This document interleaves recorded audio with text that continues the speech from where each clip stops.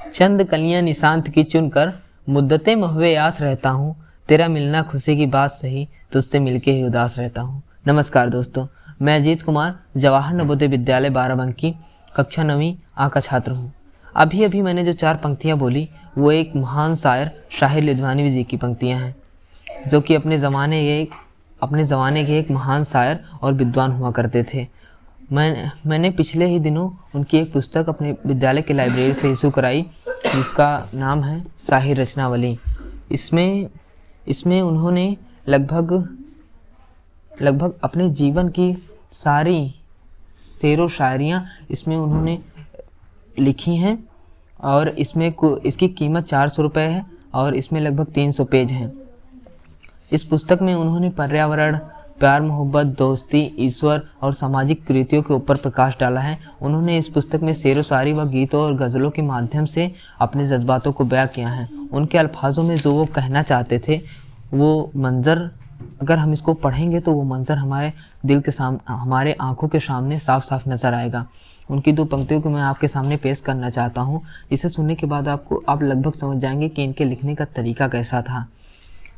कि अंधियारी रात के आंगन में ये सुबह के कदमों की आहट, अंधियारी रात के आंगन में ये सुबह के कदमों की आहट, ये भीगी भीगी सर्द हवा, ये हल्की हल्की धुंधलाहट।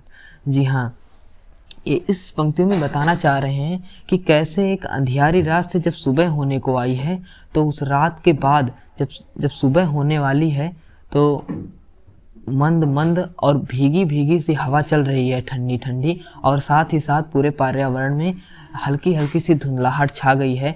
न वो उजाले में है और ना ही अंधेरे में है।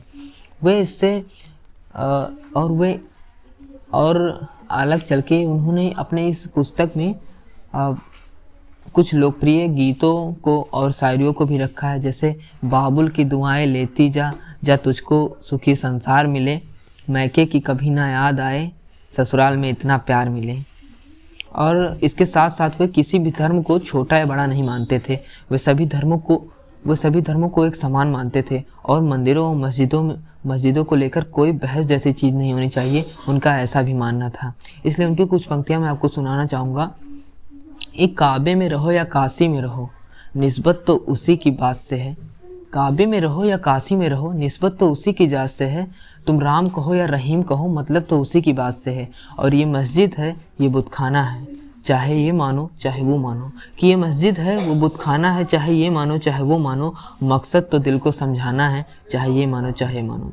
इस शेर में आपको साफ झलक रहा होगा कि किसी धर्म को छोटा या बड़ा इसमें नहीं माना गया है। वे एक महान विद्वान और शायर के साथ साथ एक समाज सेवक भी थे। अब मैं उन्हीं की चंद लाइनों से अपने अल्फाजों को रोकना चाहूँगा कि मैं ज़िंदगी का साथ निभाता चला गया, हर फिक्र को धुएं में उड़ाता चला गया। बर्बादियों का सोग मनाना फिजूल था, कि बर्बादियों का सोग मनाना फिजूल था, बर्बादियों का जश्न मनाता चला गया। आज के लिए इतना ही, मिलते हैं एक नए पुस्तक के साथ। शुक्रिया। और हाँ, मौका मिले तो ये पुस्तक ज़रूर पढ़िएगा।